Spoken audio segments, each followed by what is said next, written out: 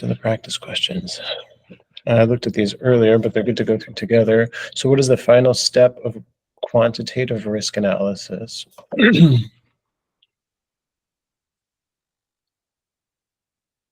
Determine asset value, assess the annualized rate of occurrence, derive the annualized loss expectancy, conduct a cost-benefit analysis.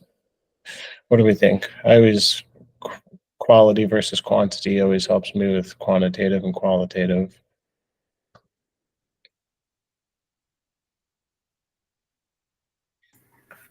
Is it D? Cost benefit analysis? That's where my head's going too. What is it?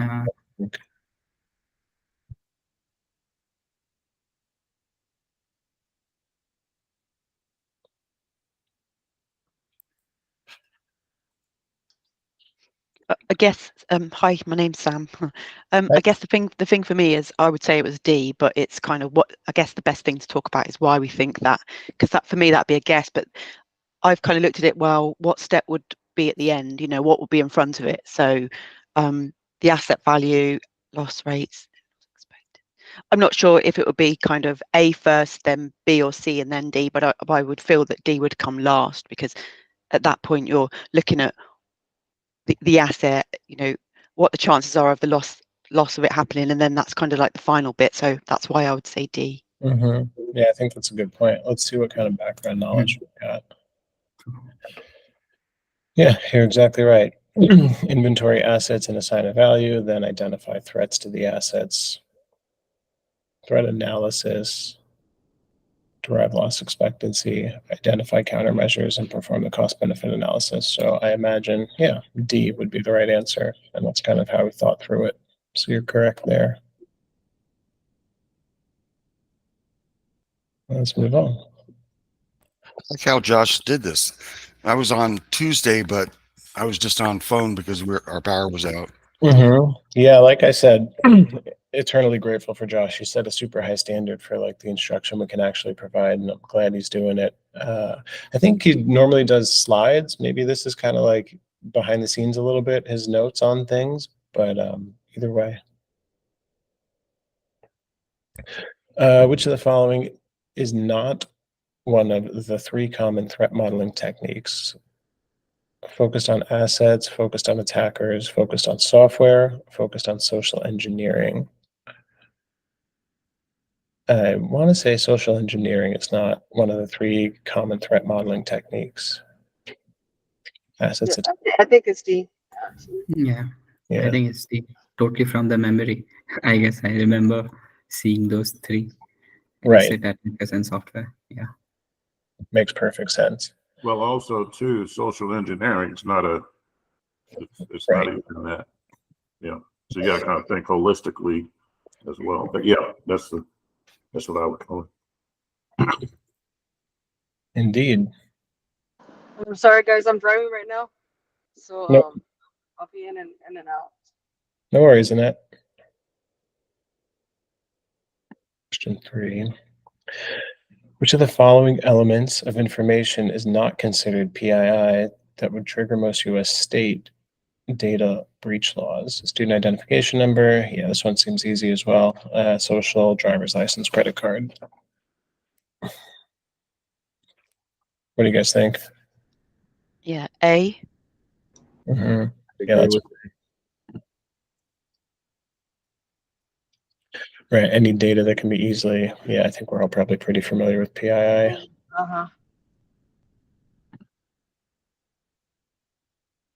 And sometimes, I don't know the ISC2 answer on it, but it's the combination of different elements that make things PII, right? Like a list of addresses without any other identifying information isn't necessarily PII.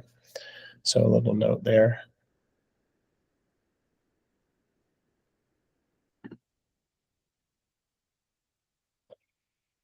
All right, you're completing your business continuity planning effort and have decided that you wish to accept one of the risks. What should you do next? Implement new security controls to reduce the risk level, design a disaster recovery plan, repeat the business impact assessment. Say again? I always document after that. Document your process.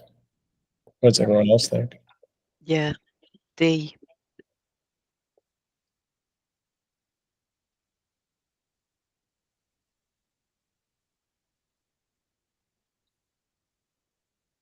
Biscuits kind of asphyxiate. I don't know if that's an interesting. Never heard of that one. Yeah, me neither. Yeah, document the process.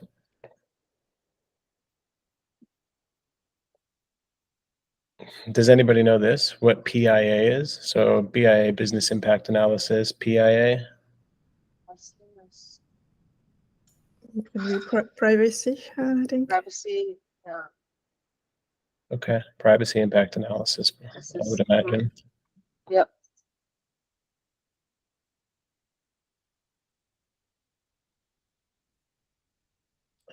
Okay, which of the following is normally used as an authorization tool?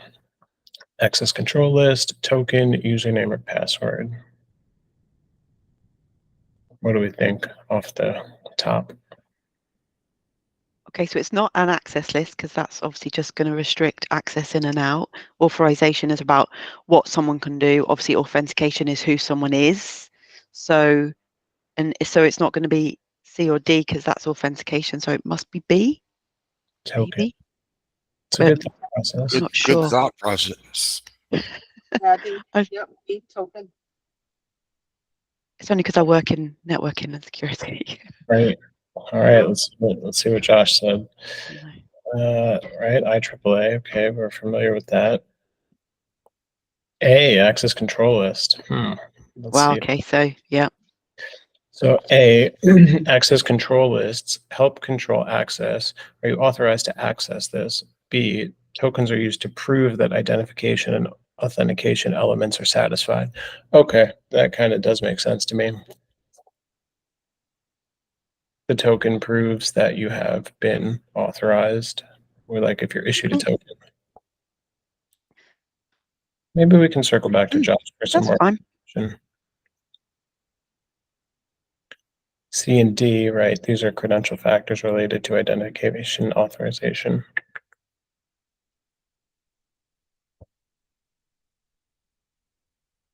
Okay.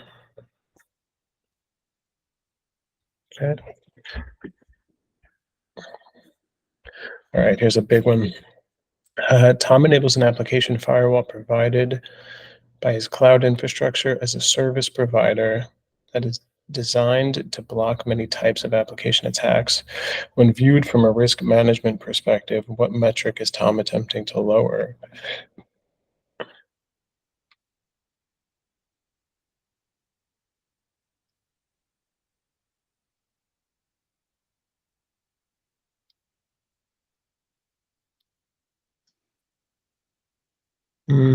I would say likelihood. What's everybody else think?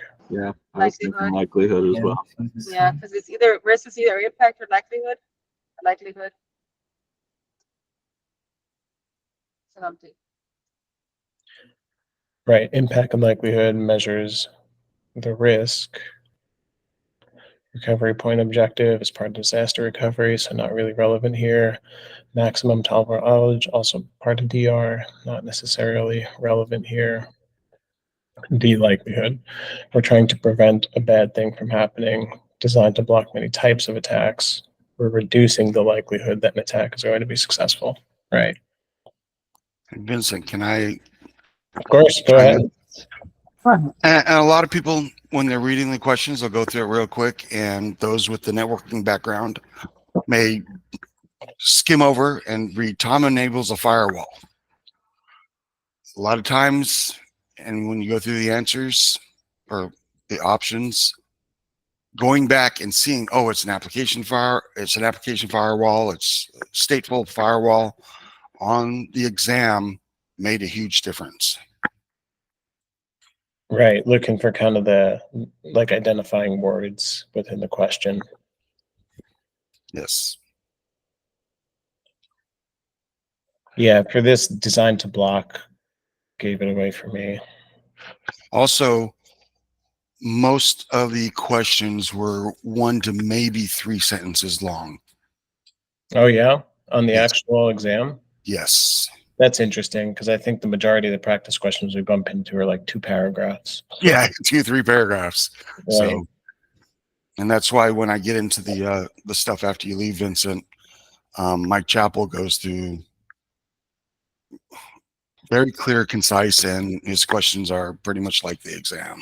Yeah, it's like you need like an English literature degree to get through some of the practice questions. I've got a dictionary and a thesaurus. That's funny. All right, good stuff. Moving on. Ryan is a security. Here we go. Ryan is a security analyst for an insurance company. Okay, he is currently examining a scenario in which a malicious hacker might use a SQL injection attack to deface a web server due to a missing patch in the company's web application. Okay, in this scenario, what is the threat?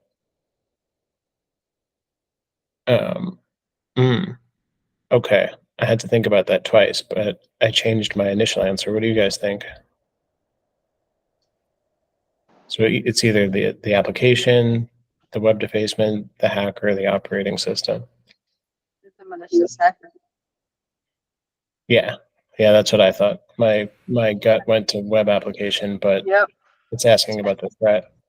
I had to read it twice. The question, like, I'm at a stoplight, by the way. Yeah, the web application is the vulnerability, and the threat is the hacker. Is my thought process. 100%. What does Yeah. everybody else think? Agree. I thought it was web defacement. Okay. Okay. All right. I could see how that could also. Well, let's see. I think I could convince myself of either of those, but. So threat potential to cause harm. The threat exploits vulnerabilities. Oh, okay. So I guess the web defacement doesn't have the potential in itself. That's why. Well, let's find out. C, right, the hacker. A is the vulnerability. B is the risk, right? C is the threat. D is inapplicable, the operating system.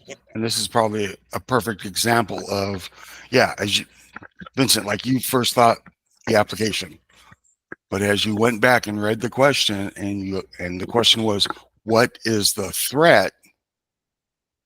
That's what they're asking. Mhm. So that, and there's the longer questions are exactly, well, not exactly, but very similar to that. Yeah, exactly. That It's a lot of trick wordplay in there. You know, you really have to drill down and, you know, at the same time keeping conscious of time as well. But you know. Yeah, picking out those keywords is very important. Yeah. I would say less than 25% of the questions were like that.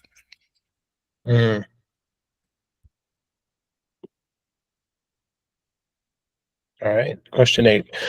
Laura has been asked to perform SCA. What type of organization is she most likely in? I don't know what SCA is. I don't Yeah. know if I've got to that domain yet. Nor do I. Does anybody know what SCA is in this context? Some kind of security, banking. Security control assessment. Security Yes, control security assessment. company. Mhm. Yeah.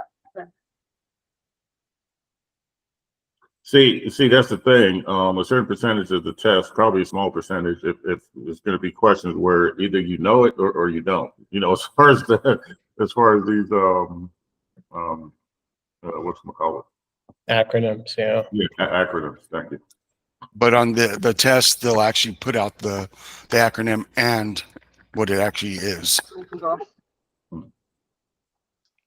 That's good to know.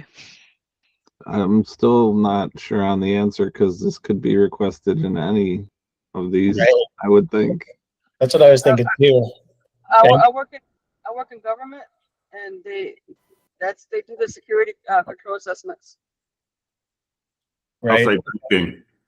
So maybe C. I think Yeah, it because I'm should be thinking C. securities, like for like stocks and, you know, the securities exchange. I don't know. That's the line of thought I'm going. Yeah, banking was my first thought. I think we can all agree it's not higher education. I think banking maybe. So So a security control assessment, all right, you guys nailed that one. Elevates effectiveness of security mechanisms, all right, the controls that we put in place, used to implement the risk management framework, all right. So C, government. Refresh your acronyms before the exam. Link terms like this with 2 to 3 others that you can draw on during the exam. Vincent, can I interject something? And of course, Cliff, go ahead. You said it's definitely not, well, you mentioned about it not being higher education. Yeah. Higher education is the #1 place to hack. Oh, yeah. The reason being is you not only have the student, Yeah. but the parents' financial information. Yeah. And then, yeah, sometimes universities are underfunded and there's a lot of PII and a lot of uneducated users at times. Yeah, okay, so government. I'm All right. sorry. More. What was the end? Oh, C. Okay. Yeah. Because I just pulled it up on the thing here, which is interesting. It says security control assessment, a compliance-based assessment to determine. It was pointing towards healthcare. Hmm. Anyways, yeah, this thing's got all over the place. Yeah, this could be one of those with multiple right answers, right? Like this is a most likely phrased Most question. likely, yeah. I was going to point that out. Yeah, most likely. Okay. Gotcha. Yeah, government does a lot of the security control assessments. So that's why I kind of knew that one already. Because we do that a lot. Okay, cool. But we'll put it we'll in that. also see some questions on the that are non-graded. There's 25 questions that are supposed to be non-graded that don't count toward your overall total. Right. Yes, there's always those test questions. They're the questions they are testing, I should say. Which I think I had one, and I'll talk about it later. No, it's all right. You know, I was at RSA this year, and I met someone at the ISC2 booth. He works for Deloitte now, but he used to write practice questions, and I've been trying to get him, or excuse me, he used to write test questions, and I've been trying to get him to come chat with us. I still haven't nailed him down, but yeah, that'd be great if you can get that. Yeah, his notes, I want to say I put them in the community. He sent me like his handwritten notes from when he used to write the questions. I think they're in the PDFs thing if you guys want to look through them. They're actually pretty interesting. Oh, it's on the class page? Yeah, if you go to the classroom and then the PDFs course, it should be in there. If somebody wants to check in the background. If not, I can just upload them to you again. But it's like almost 20 pages of handwritten notes of kind of like how he would think through phrasing these questions. It was pretty interesting. Okay. Which of the following is not an example of a technical control? I'd say D. I think data classification, D. Right. I think we're all pretty aligned on that one. Yep, that was a gimme. While data classification may have supporting technical control, it is primarily an administrative control. Right. I'm sorry, Vincent, what was the name of the PDF document? Because I'm on the thing. Let me look real quick. Sorry about that. I'm just in here. No, it's all good. And for me, an easy way to remember the technical control is usually it's a hardware device.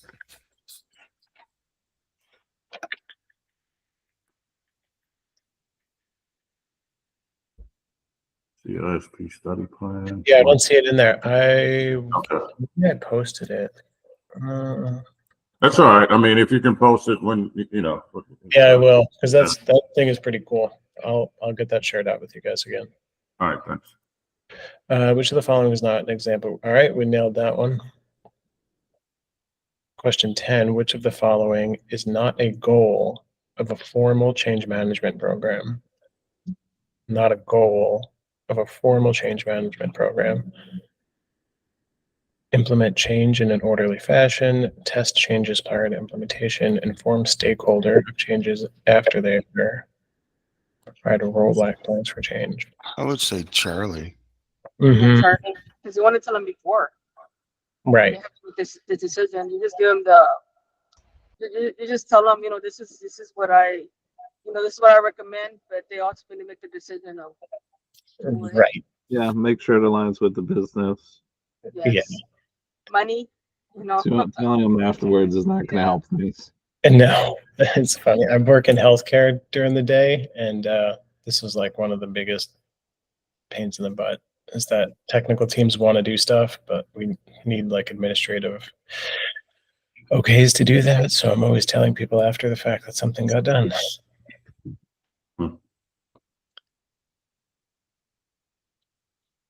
Change management goal to ensure that any change does not lead to reduced or compromised security, right? C, Charlie, we were right. Do we have to inform the stakeholder? Is that I heard you Well, it guys says talking- formal change management, Uh-huh. not every change management or every change. So that's the way I looked at it. Uh-huh. And yeah, you want for a formal aspect of it, it should be done ahead of time with permission from stakeholders and sort of like a policy. Yeah, I think in an ideal world, I know at least in my day-to-day, we have policies in place where if it's like of urgent threat to the security of the hospitals we protect, then we can take some actions without going through change management.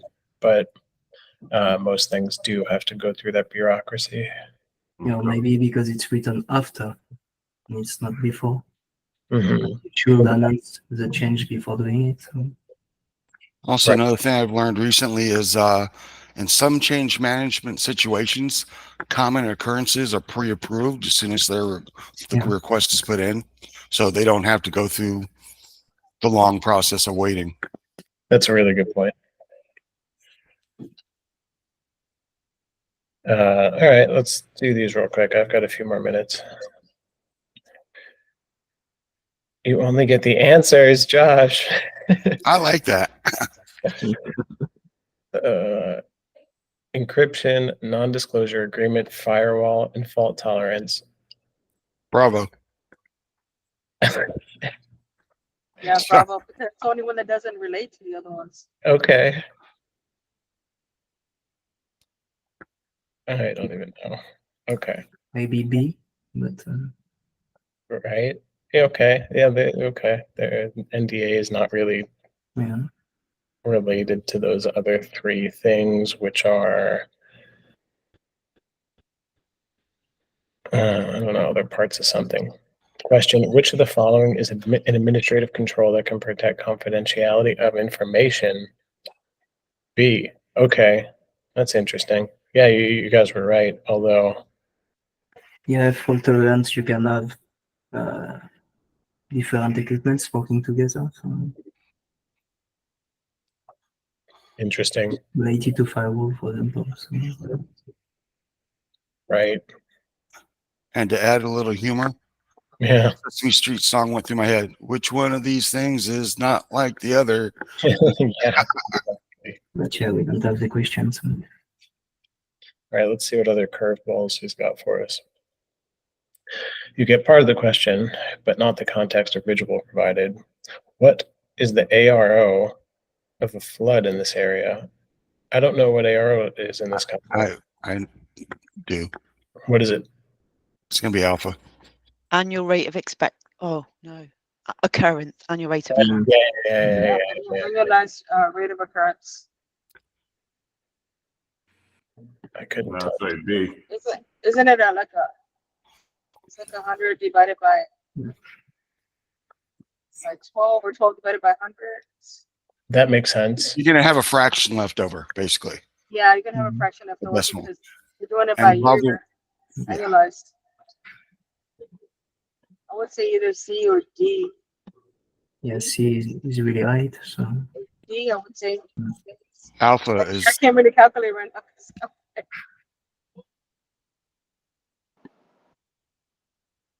Okay, annualized rate of occurrence, we got that. How likely is it to happen in a 1-year period? Right. Number of incidents divided by number of years equals our ARO. Hint, use common sense. What answers make the most sense without any additional information? Okay. So it'd be D. oh, all right. 100. Okay. I see what he's saying. 100 floods per year. That doesn't make sense. 1 flood per year. I'd move. 1 flood per decade. More reasonable. 1 flood per century. I'll take my chances. That does make a lot of sense, actually. If we kind of work the math backwards. Yeah, but all right. See where he's going with it now. Yeah. I'm sure he'd be happy to run through these again for some more explanation on Tuesday. Yeah, I mean, if you know the formula there, the number of incidents divided by the number of years, this would make a lot of sense. Yeah, absolutely. Guys, I have to jump to something in 4 minutes. I'm going to leave the meeting open so you guys can continue to chat. Anybody whose first time this was, Josh does a somewhat better job than I do and is more prepared. So please come back on Tuesday for the next meeting or review some of the previous calls with him or Sarah. Yeah, I'll definitely be back, but it'll be on the Thursday morning one because I actually have my CISSP class on Tuesday evenings. Okay. Who are you doing that with? I was glad that you guys added this. CTS. Okay. Is that like a boot camp or? No, it's like 10 sessions on Tuesdays and Thursday evenings. Okay. Interesting. Did you do that individually or did your employer pick that up? So I'm actually unemployed, looking for a new position. This was through a grant from through CETA or like a WIOA grant. That's interesting. They're paying for my certifications for continued education. Wow, that's awesome. If you have any information on grants or things like that, I'm sure the community would love to see it. Oh, yeah, Sure. definitely. Yeah. All Hey, right. Vincent, if you can, please don't forget to post that the mindset of the test. Yep, I'll dig that up and I'll get that put up. I'll float that to the top. Yes, sir. Thank you. All right, guys, I'm going to leave the meeting open for you. Take all the time you need. Hey, Deepu, how are you doing? Hey Vincent, how are you? Yeah, I just kind of remembered that there is this meeting.